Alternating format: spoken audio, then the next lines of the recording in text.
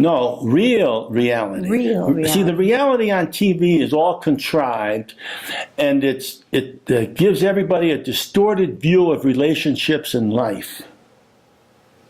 People on the reality shows are in an artificial situation that's scripted. Mm-hmm. It's fake. And we don't have. And you know, I bet you there are people who believe that stuff is real. Well, just like they believe wrestling. Wrestling is real. Soap operas are real. Yeah, right. The reality shows are real. Mm-hmm. Now, what's real is what we're doing here. Unscripted, spontaneous, sincere, honest, straightforward, uncovered, innocent.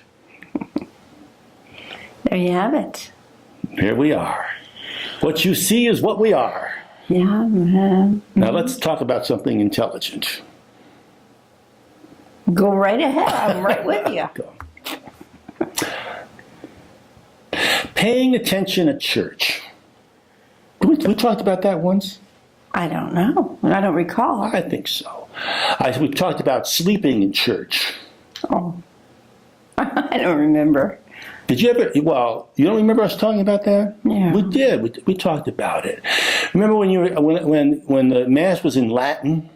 Yes. We were kids? Yeah. Couldn't understand anything? Mm-hmm.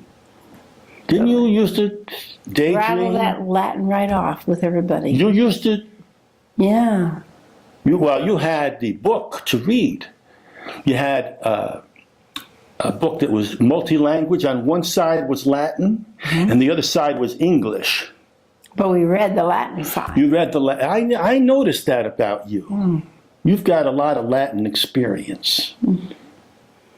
And you got it. Well, I was late. I have to admit, I was late in getting one of those missalettes. They call it a missalette. Missals. And I didn't pay attention to the Latin part. I read the English part along with. While everybody else was saying the Latin, you said. No, well, yeah, I started learning, doing the Latin. Ecum spurium tutuo. Oh, boy. It's pretty close. Ecce Agnus Dei. Yeah, okay. Ecce Agnus Dei. Behold the Lamb of God. Yes. Pater Noster. Very good. He's really showing off now. Dominus vobiscum. Yeah. I started that. But I never really was excited about it. But I did because it's a cultural thing. If you were in the in-group, you knew Latin. And you kind of belonged to the group. And those outsiders, those Protestants, didn't know Latin. So it was just us. You know, and I was proud. But then as soon as I started to get into it, they changed it. Yeah. It's like everything. You start to learn something and then they change it on you. They did indeed. Big changes. So, but anyway, there was a time before I got hooked on learning Latin that I just would daydream. Because even the sermons or the readings, first they would read them in Latin, and then they would read them in English. Didn't they have both sides, two sides of the altar? They used to read on one side, and then they'd read on the other side, the epistle side and the gospel side. Yeah, they had two pulpits. And they read, at first they read it in Latin, and then they read it in English. They did that all over the world. Whatever, if you like, when you were in France, they'd read it in Latin, then they'd read it in French. If you were in Italy, they'd read it in Latin, then they'd read it in Italian. Everything was double duty. And that was sleep time. The phase of my life in church was sleep and daydream. But then when they started to get into this, until I wanted to belong to the group, and I was into the learning the Latin part, and before I really mastered it, they changed it back to English. But anyway, this idea of paying attention in church, say you attend Mass. Now what does attend mean? To pay attention? Do you have to pay attention or just be there to count as Mass? Well, there's different kinds of prayers. Yes. You may be the kind of a person who prays while just reflecting on your life. But you know, it's a community thing. We're all supposed to do it together. So Mass is a community. It's not private prayer. It's we do it together. You know, it's not this little person over there praying one thing, this person over there praying something, you know. It's not 100 people praying 100 different things. We pray together. Yeah, Together as a body. as a community. Not as individuals. We pray together. That's the community. The community, it's a celebration. So people go to church in order to meet with their community. Well, that's one of the reasons. Church, what does church mean? Church is the body of people. Community. It's the people. That's what the church is. It's the people. You know what? And yeah, keep going because I'm. Now I'm losing track of what I was talking about paying attention in church. You know, I do the video, and I can't pay attention. It's like I really need to go to the 8 o'clock Mass first To get your mask. to get my Mass in. Because once I'm in the 10 o'clock Mass, I'm thinking about the camera and the sound and the light and the focus and getting the right shot. And thinking about the prayers, well, I know what's going on, and once in a while, very small percentage of the time, I can pray, but not much.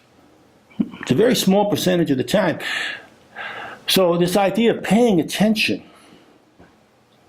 the Mass still goes on, whether people pay attention or not. Like, you know, even all the ministers, like the choir, the altar boy, the acolytes, whatever they call them, altar boys or acolytes, I'm sure that they're thinking about, what do I got to do next? I got to bring this over there, and I hope I don't forget. I'm supposed to do this, and he wants me to do this and put this over here. So they're occupied in their ministry, the ritual of the Mass, their parts, in performing their parts. They're preoccupied with that. And I'm sure the guy who's got to give the sermon is thinking, oh, I got to remember, I got to say this, I got to say this, and I want to make sure I say this. You know, they're thinking about that, and I'm sure the people in the choir are thinking, I hope I can get that note. Now, what are the words there, and how does that note go? You know, so everybody is thinking about their part of the performance, the ritual, the actual acting out of the ceremony. So It could be. now then I see the people in the congregation are kind of like they can do it. But I think the ministers are occupied in the activity of the ritual, the Mass, the performance of it, the executing the words and the movement of the Mass. They're thinking about that. Well, I think that they thought about that and practiced that ahead of time. So it could be clockwork. You can do both, but it's not. They're doing both. Yes. They're doing both, yes, but it detracts. If you're serving, part of you is thinking about the action of your service rather than the prayer part. It's not 100% prayer because you're thinking about your motions and your timing and also how you look. You don't want to look like an idiot and distract from the service. You don't want to be, you don't want to look funny. Because that will distract from the congregation will distract. So you're very self-conscious. You have to be. You can't be casual and sloppy about it. Now something else. I remember being in Sunday school. And the most important part of the Mass is the consecration.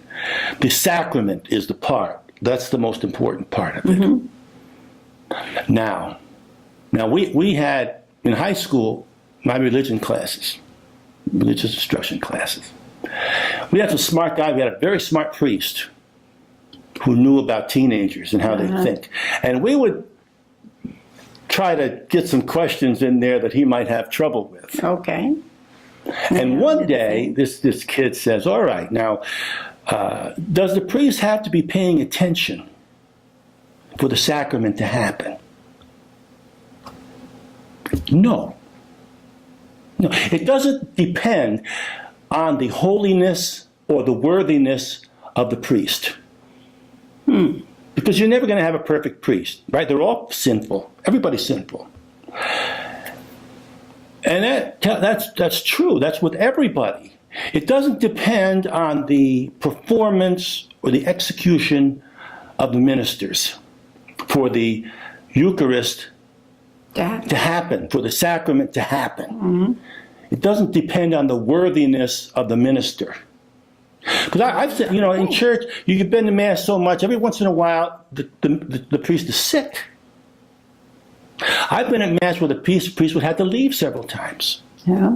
And I can imagine him at the moment of the consecration feeling very sick and thinking, oh my God, can I do this? And he's saying the words.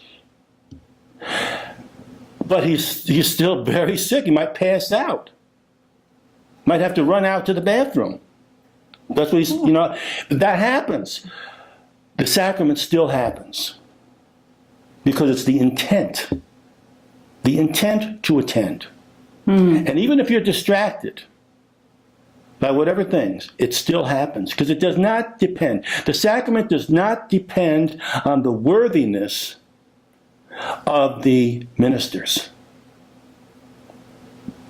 Yes, I was once at a wedding, and in the middle of the wedding ceremony, just after the I do's part, the bride fainted. Yeah. So you say, did the wedding still happen? Yeah. So they had a half an hour more to go, but they carried the bride out, and the priest said, "Okay, let's all go to the reception." And that was the shortest wedding on history. But the sacrament doesn't depend on the worthiness of the ministers. That's something to say. So you're attending Mass, we worry too much. Well, whenever I have videotaped, which is rarely, I've sometimes videotaped the Mass. And I sing all the songs with the people, even though I'm taking the picture. I might not do a good job of videotaping. Now, but I sing all the songs. You sing the songs with them. I know them. Now, I say the prayers that I know with them. Well, right back at that camera. Now, I don't do that. Now, I'll tell you why. Because the microphone is right on the camera. So they hear you. So you would be very loud. And that's why I don't say the prayers. I'm right next to the microphone. Well, do you think that the microphone is facing the people? Yes. That's why I thought I was it's safe. Also, I said it. I have it set on. I sing a directional mic where it picks up the set. No, I have it on omnidirectional because the speakers are all over the church. Okay. And so they could pick up my voice. So that's why I don't. Because at home, people will be hearing me sing, and then hearing me giving the responses instead of the congregation, instead of the church, and that would be distracting. So I can't do that. Maybe you could whisper it. I could whisper it to myself, yes. But again, I have to be ready for the next move. Sometimes if I miss something, it's noticeable. The product, the Mass at home is noticeable. I missed a shot.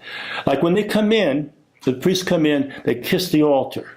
I've got to get that shot. And if I've got to pay attention to everything. Then there's a priority in the Mass. What's more important? The singing or the activity at the altar or the bringing up of the gifts.